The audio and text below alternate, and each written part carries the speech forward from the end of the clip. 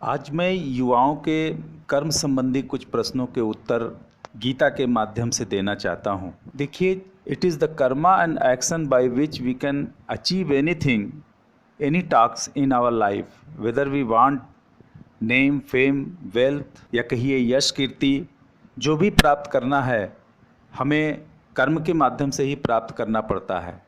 इसलिए जीवन में कर्म का सबसे अधिक महत्व है। गीता की एक बहुत ही पॉपुलर श्लोक है, कर्मेणैवाधिकारस्ते मा फलेषु कदाचन माँ कर्म फल हेतुर्भूर्मा ते संगो अस्तु अकर्मणि। तात्पर्य इसका ये है कि सभी मनुष्यों को कर्म करने का ही अधिकार है। ऐसा श्री कृष्ण ने गीता में कहा है कि कर्म में ही तेरा अधिकार है, फल में नहीं।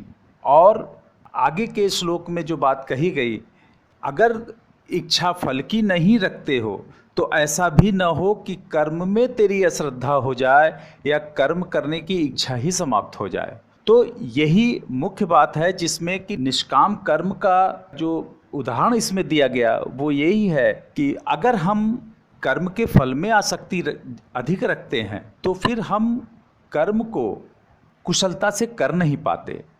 बड़ी विचित्र बात है। एक और आगे जो गीता में एक श्लोक में आता है, योगा कर्मसु कौशलम। कर्म को जब हम बड़ी ही कुशलता, बड़ी चतुराई से कर्म को जब हम करते हैं तब वो योग बन जाता है और हमको अपने लक्ष्य से मिला देता है, अपने इष्ट से मिला देता है, कह लीजिए। तो कर्म को कुशलता से करना है, इस बात का आग्रह गीता में है, लेकिन फल की इच्छा न करना, ये हमारे युवाओं को बड़ी विचित्र सी बात लगती है कि अगर हम इच्छा ही नहीं रखेंगे तो कर्म होगा कैसे।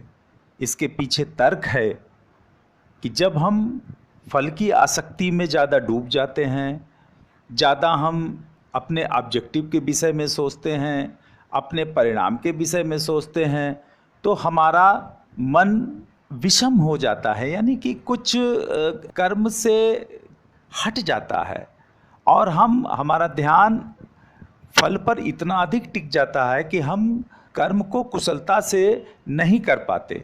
इसी वजह से ये बात कही गई कि जब हम कर्म करें तो पूरी कुशलता से करें और उस वक्त परिणाम के विषय में अधिक ना सोचें। प्रायः देखा जाता है कि जब स्टूडेंट, जब युवा अपनी पढ़ाई में लगे रहते हैं या किसी उद्यम में लगे रहते हैं तो वो बैठे बैठे या तो परीक्षा के परिणाम के विषय में इतना ज़्यादा सोचते हैं कि मेरा नंबर कितना आएगा, मेरा मार्क्स कितना आएगा, कम हो गया तो क्या होगा, अधिक होगा तो क्या होगा। वो भविष्य की रंजनाओं में इतना व्यस्त हो जाते हैं कि जिस समय उनको अपनी पढ़ाई का या अपने स्टडी का कर्म करना है उस टाइम उनका ध्यान भविष्य की रूपरेखा बनाने में उनका चला जाता है और वक्त बीत जाता है। इस वजह से हमारा समय भी बर्बाद होता है, हमारा एफर्ट भी बर्बाद होता है और हम अपने कर्म को कर नहीं पाते।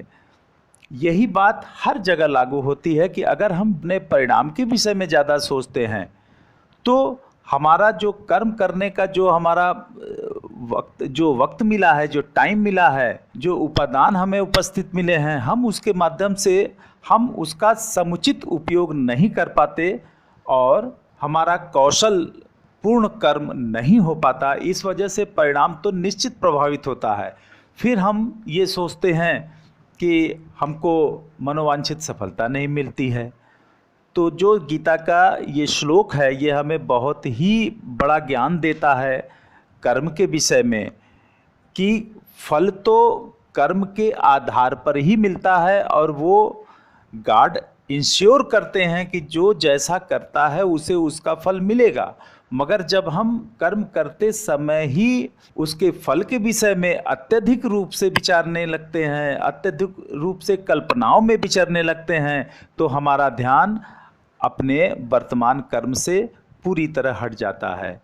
सोचने वाली बात यही है कि हम जब भी कर्म करें तो पूरे मनोवेग से और अपने जो समय मिला, जो अवसर मिला है और जो शक्ति हमें मिली, उसके माध्यम से हम अपने कर्मों को संपूर्णता के साथ करें, ताकि कर्मों के आधार पर परिणाम सुनिश्चित हो जाए। धन्यवाद।